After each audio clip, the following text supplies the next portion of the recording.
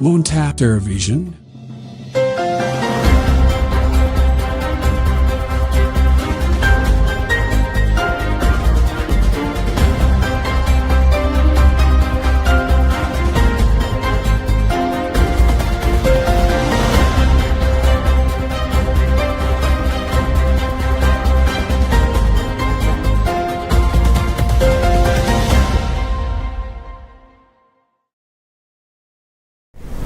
Welcome to our 7:30 news bulletin, and today with me, Tandy and Samara. First, the headlines.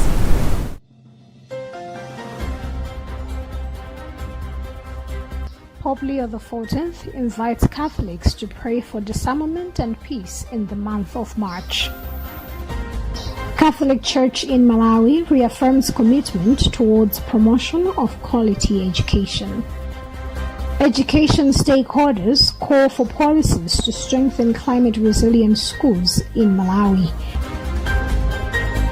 And in our exclusive report this week, Phyllis Chizombe analyzes the 2026-2027 national budget through the eyes of civil society, governance and health experts, the youth and opposition voices.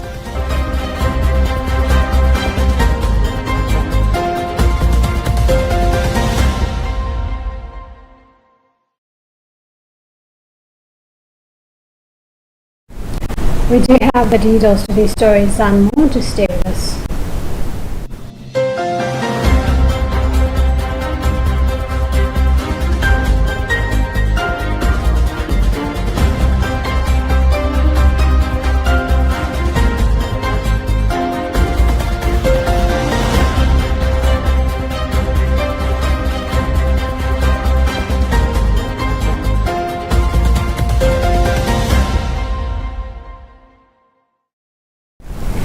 Pope Leo XIV has released his prayer intention for the month of March, inviting Catholics to pray with him for disarmament and peace, and that the nuclear threat may never again dictate the future of humanity.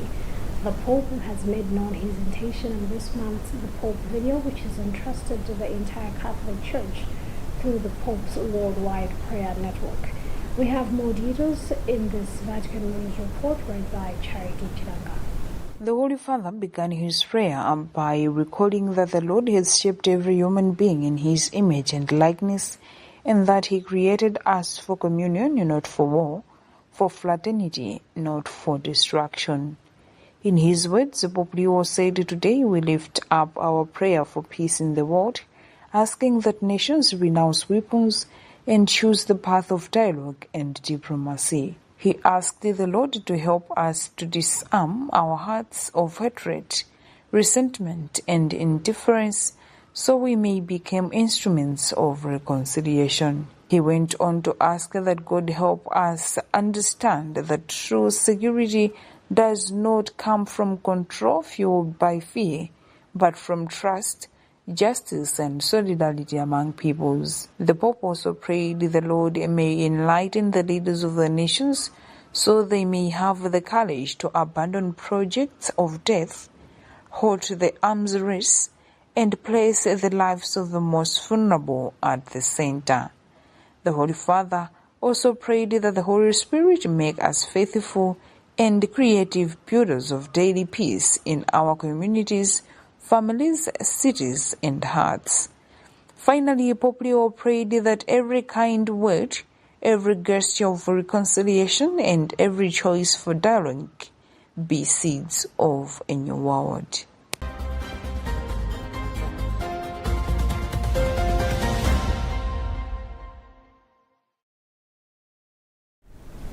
Chancellor of the Catholic University of Malawi, Bishop Martin Mtumbuka, has reaffirmed the Catholic Church's commitment to expanding access to quality higher education following the opening of the university's St. Thomas More campus at Nigeria in Lilongwe.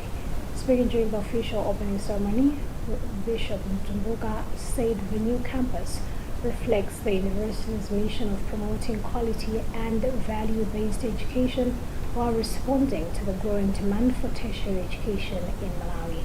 We have more details on this report from Patrick Hooper.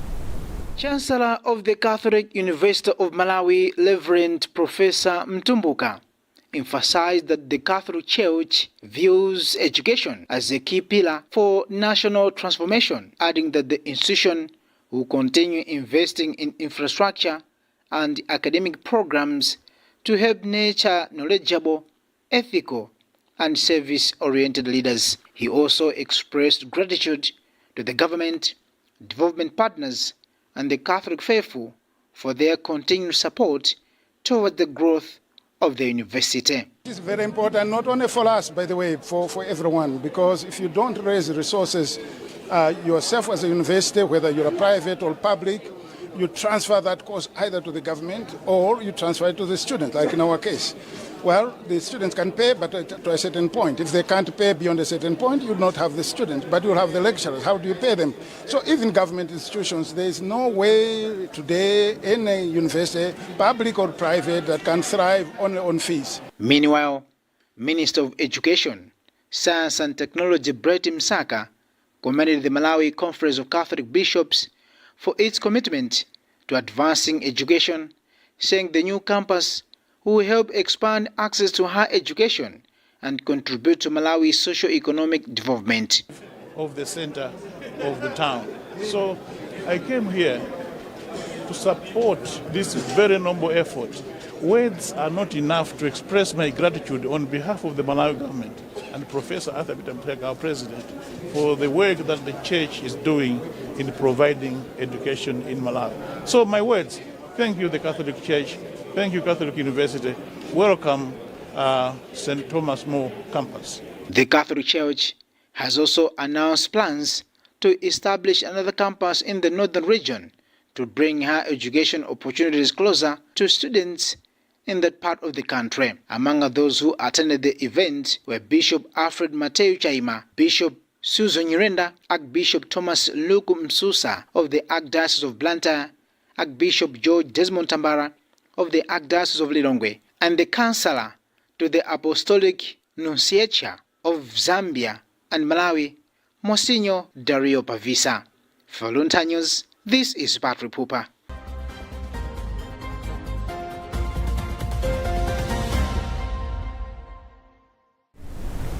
Link Education International has called on the Malawian government to introduce new policies that will strengthen resilient schools and communities, emphasizing the need for close collaboration between the organization and government ministries to embed climate resilience initiatives within national systems. The organization's executive director for programs and partnerships, Martha Rose, made their remarks earlier today, speaking during a learning conference on resilient schools held in Dowa district. She made the remarks noting that the organization, together with the Link Community Development Malawi, is implementing the Climate Just Communities project in 7 districts, helping schools and communities build resilience against natural disasters while advocating for fairness in climate change responses. We have more details on this report filed by Gift Galora. Ross said Link Education International has been working closely with government ministries, including the Ministry of Education, Science and Technology, Ministry of Gender, and the Ministry of Natural Resources, Climate Change Malawi, to ensure climate resilience initiatives are embodied within national systems. She further urged the Malawian government to develop policies that will enhance resilient schools and communities, stressing the importance of co-designing programs with government rather than implementing external resolution. Ross also noted that Malawi has gone further than other countries participating in the Scottish government-funded project by introducing a resilient schools theme, highlighting the critical role of education in addressing climate change. In terms of this project, I think Malawi has gone one step further than the project in the other countries. So it's a Scottish government-funded project across 3 countries, Malawi, Zambia and Rwanda. In the other 2 countries, there is no resilient schools theme. And we, from the very beginning, thought that education was a really important part, a really important component of combating climate events. In his remarks, Kwombola said Link Community Development Malawi has been implementing Climate Just Communities project to help schools and communities build resilience against the effects of natural disasters. He explained that the Scottish government-funded project has been running for 3 years in 7 districts, supporting 134 schools to develop disaster risk management plans and strengthening systems against climate shocks. Kuombola added that the initiative has empowered communities to advocate for fairness in climate responses, while actively participating in preserving natural resources and supporting learners during disasters. This project has been implemented for about 3 years now. We have seen significant change. We have seen communities improving their resilience to climate change shocks, communities improving their income towards supporting learners, communities taking part in preserving their natural resources, natural forests, but also coming to schools to build schools that are resilient to climate change and systems that are resilient to climate change. Meanwhile, Robert Mbora, patron of the Chitete LEA School Disaster Management Club and a beneficiary of the Climate Just Communities program, praised the initiative for equipping schools and communities in Mneno district with knowledge to prevent the effects of natural disasters. In our district, this program has changed the lives of children very, very much, because children are aware of how to prevent some risks that happen, especially at our school. And not only that, as children come from the community, they also take the message with them from school to their parents, and the parents also are also adapting to this program. This year's learning conference on resilient schools was held under the theme Strengthening Education Systems, Resilient Schools for Sustainable Development. For Luntha News in Doha, this is Gift Kalonga.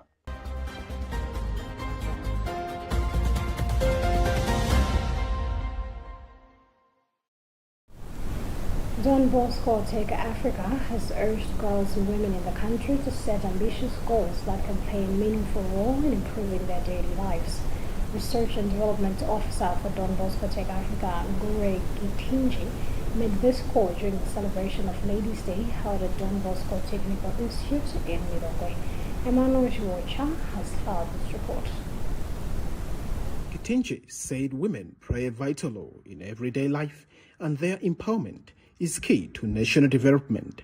He emphasized the importance of creating opportunities that enable women and girls to realize their full potential, saying a country that does not value or appreciate girls and women cannot achieve meaningful development. He therefore encouraged girls and women in Malawi to remain focused and aim high in life. Gitinji further noted that as the world prepares to commemorate International Women's Day on March 8, it is important for communities to recognize the contribution that women make in society. Of the Women's Day is a moment of reflection for us to celebrate, and because it's a reality that there are many barriers that women face to participate in the world, to fulfill their dreams, and they are mostly, a lot of them got marginalized, while the contribution to society is actually a lot. Senior nurse midwifery technician Gloria Rose Perry encouraged participants to take care of their bodies both physically and spiritually. The nature of the audience is the girls and the women at large. So maybe they just do things without maybe knowing, which puts them at risk of some infections. For instance, there are some cervical cancers associated with the infection of some other things. So I just think people are trying on that, the way they should basically do when they are menstruating.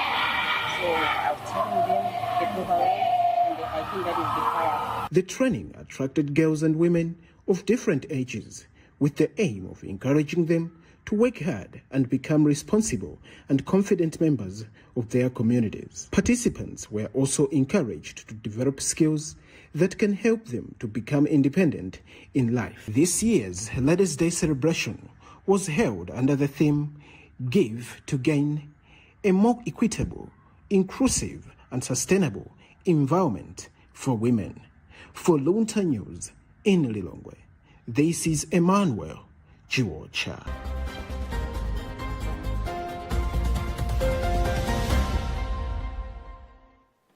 Remember that you're watching news coming to you live from Bishop Navy Media Center, and today with me, Tandiwe Mzumara.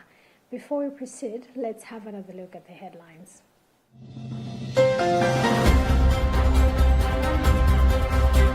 Pope Leo XIV invites Catholics to pray for disarmament and peace in the month of March. Catholic Church in Malawi reaffirms commitment towards promotion of quality education. Education stakeholders call for policies to strengthen climate-resilient schools in Malawi. And in our exclusive report this week, Phallus Chizombe analyzes the 2026-2027 national budget through the eyes of civil society, governance and health experts, the youth and opposition voices.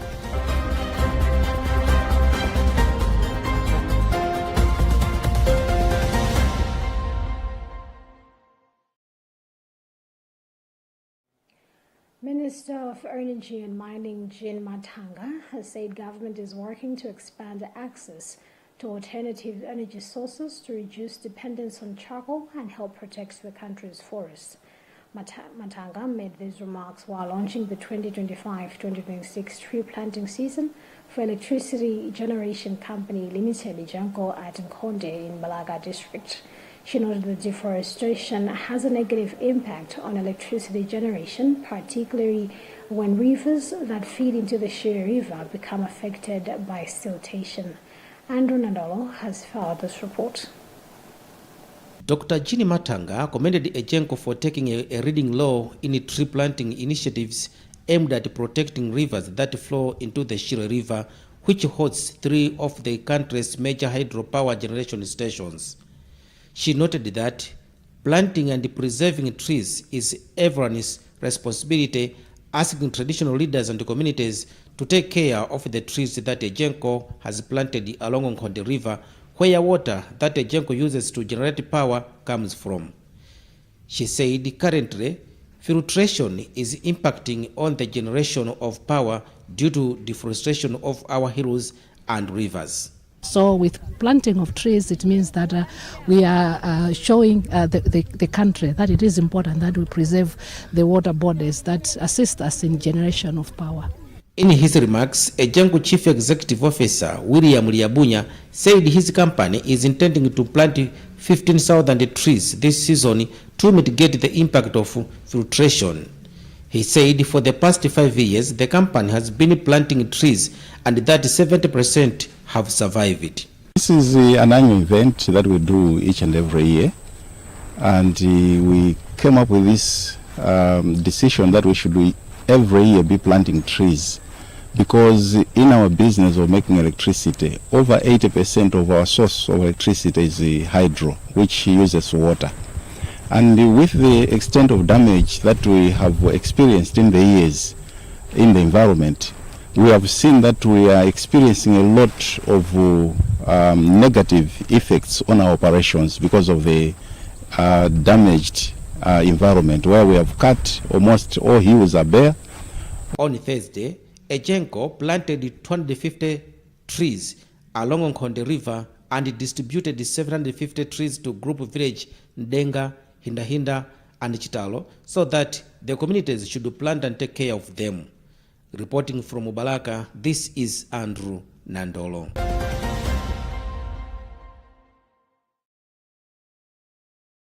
Water boards in Malawi are seeking support from members of parliament to review and adjust water tariffs, arguing that the current charges no longer match the rising cost of producing and supplying water across the country. The call was made during a joint engagement with the Parliamentary Cluster Committee on Agriculture and Natural Resources in Lilongwe, where the boards explained the financial pressures affecting their operations and service delivery. In an interview, Luntha Water Board Chairperson Stanley Shira said increased operational costs, including electricity, chemicals and other materials are putting pressure on their ability to maintain a reliable water supply. We have more details in this report filed by Constance Kamtemeni. Jirwa said the consultation with parliamentarians was part of the broader process aimed at ensuring that any proposed tariff adjustments are understood and supported by representatives of the public. He said the current prices paid by customers do not reflect the actual cost of producing and delivering water. The proposal which has been brought forward is with regards to tariff adjustment. As you might be aware, the water sector does not have a regulator with regards to tariff adjustments, and such changes or proposals cannot just be made by one independent authority. Meanwhile, chairperson of the Parliamentary Cluster Committee on Agriculture and Natural Resources, Tiaone Henry, said the committee will review the proposal and consult other relevant parliamentary committees before any decisions are made. He has, however, emphasized the need for water boards to consider the welfare of vulnerable communities when proposing tariff adjustments. We emphasize so much to the ministry that as they're thinking of hiking up the tariffs, as the board are thinking of this, they should also reach out to the other committees so that we all have the same understanding, because tariffs cannot just change because of one committee. Principal Secretary responsible for water development in the Ministry of Agriculture, Henry Njoloma, says tariff adjustments are necessary if water boards are to recover operational costs and improve service delivery. He says government expects improved performance from water boards once the sector becomes financially sustainable. Tariff adjustment at the moment in the water boards is not cost recovery reflective. In other words, we are producing water at a very expensive rate, putting in a lot of money, but we are not able to recover that cost to break even as a business. Authorities say the proposed tariff review is aimed at ensuring a reliable water supply while maintaining support mechanisms for low-income households. For Luntha News in Lilongwe, this is Constance Kamtemeni.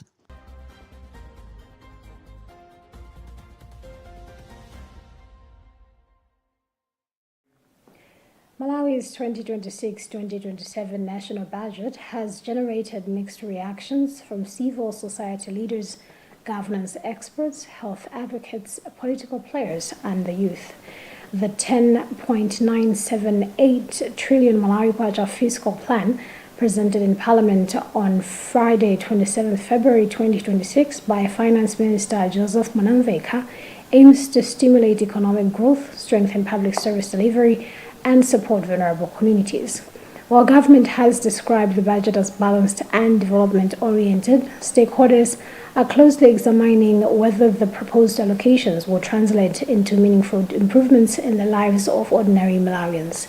Concerns around transparency, sectoral funding, youth empowerment, and equitable distribution of resources have emerged as key issues in the public debate. In this week's exclusive report, Phyllis Chizombe captures reactions from civil society and all stakeholders who have put voices on what the 2026-2027 national budget means for Malawi.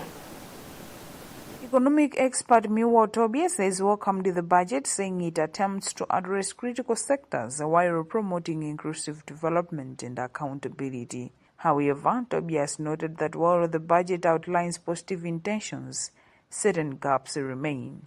He pointed out that a large portion of the allocation is directed towards the purchase of maize, while comparatively less funding has been set aside for the Affordable Inputs Program, which supports farmers with subsidized farm inputs. I find the budget to have covered a number of important issues. The budget deficit is slightly lower than what it was in the revised 2025-2026 budget, which is good. On the health front, the board chairperson of the Malawi Health Equity Network, Yandula Chipeta, noted that although the 1.02 trillion kwacha allocation to the health sector appears achievable, stakeholders had hoped for a higher allocation.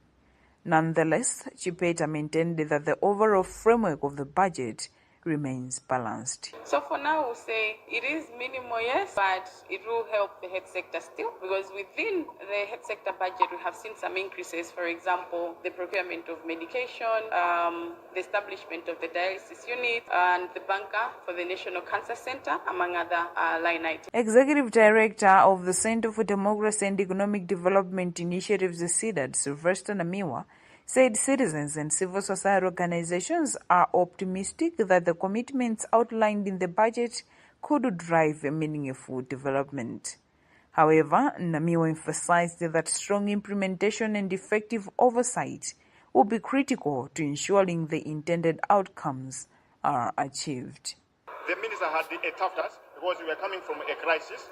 At the same time, the president is preaching of a people-centered government. Therefore, he had a delicate task to balance the two. Nonetheless, what we have seen this afternoon is a transformative budget from the initial importing and consuming to something that encourages import substitution. At the same time, there's an attempt to protect foreign exchange. Governance expert Dr. George Shaima has also welcomed the proposed measures aimed at strengthening transparency and accountability in the management of public resources. He said prudent financial controls and improved monitoring systems will be key in restoring public trust and ensuring value for money in government spending. A poor budget. It's hinging mostly on issues that can benefit the rural community. For example, the minister has stated that his government will make sure that they allocate much of its revenue to the local governments at the district council levels. You know, these are the people that work directly with the communities. So I think that the government is prioritizing the rural area development, which is a very good issue. And he highlighted the achievements that the government has, made in terms of arresting food security, and also what they have done to make sure that there is empowerment of the rural poor community, which is very good. Agricultural expert Leonard Chimwaza also welcomed the allocation to the agricultural sector, expressing optimism that the increased investment could help address food insecurity in the country. According to Chimwaza, with proper implementation, the measures could significantly boost food production and reduce hunger. Financial year, government is going to continue implementation of the farm input subsidy program. But we have also noted that there is 60 billion allocated towards maize purchases. We believe that this is going to help because we know for sure that across the country, we have other districts that have experienced dry spells. So we might need to have an allocation towards the management of the strategic grain reserves. Youth Representative Gift Eziabu has also praised the budget, particularly the allocation of funds for youth loans aimed at supporting startup businesses. Ziabu said the provision demonstrates recognition of young people as key drivers of economic transformation and innovation. As a youth farmer, I'm excited and happy for this year's budget because the government has allocated a significant funding of 931 billion kwacha to the agriculture sector for the fertilizer input subsidy program and irrigation expansion, which could boost food security. This could help my fellow youth, young people starting out in farming. However, Malawi Congress Party spokesperson J.C. Kabila has criticized the budget, arguing that it favors certain districts and falls short of being fully pro-poor. Kabila has called for a more equitable distribution of resources to effectively address poverty and regional disparities. akhanga tisakumvedwa budget isina mvekulira kwa Malawi lero Malawi akulira VAT akulira pay as you earn akulira rental tax budget ngati sindiuza kuti tikutsitsa mitengo ya fuel maiko asamsadika akutsitsa mafuta koma ife kuno tikunkwezera ndemukakweza mafuta makweza transport makweza chakudya makweza kumusautsa Malawi. Human Rights Defenders Coalition chairperson Michael Kayata has also expressed concern, saying the budget lacks a clear explanation of the measures government intends to implement to foster economic recovery. Kayata argued that while maize prices remain low for consumers, farmers continue to struggle due to high cost of fertilizer, which limits their ability to benefit from their labor. As the HRDC, we have reviewed this budget, and for us, there are a number of areas that needed the more explanation, but also we have concerns around this budget. So, first of all, the budget rightly identifies the challenges that Malawi is facing currently. As debate on the 2026-2027 national budget continues, attention now shifts to Parliament and the institutions responsible for implementation. While many stakeholders have welcomed the fiscal framework as balanced and forward-looking, its success will ultimately depend on effective execution, transparency, and its ability to improve the livelihoods of ordinary Malawians.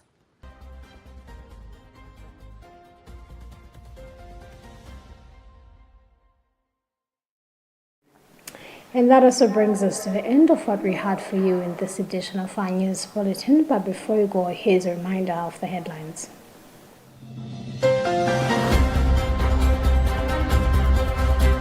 Pope Leo XIV invites Catholics to pray for disarmament and peace in the month of March. Catholic Church in Malawi reaffirms commitment towards promotion of quality education. Education stakeholders call for policies to strengthen climate-resilient schools in Malawi.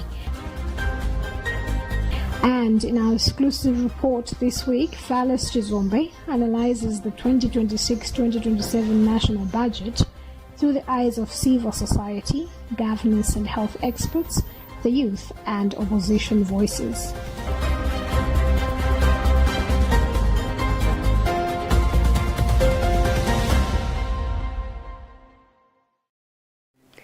My name is Tandi Wimzimara. Thank you for keeping me company, and do continue following the rest of our programs right here on Luntha TV. Goodbye for now and have a lovely weekend.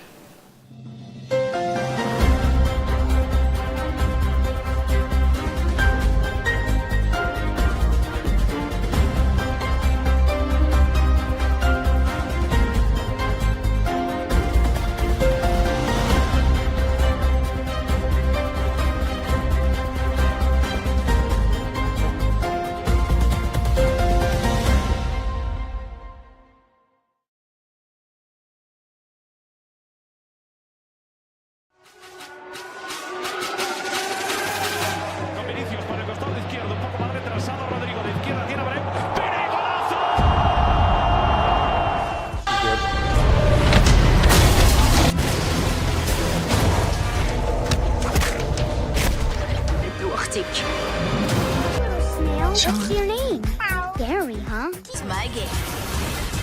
We put everything into this. Those that can do it and succeed, how to fix it.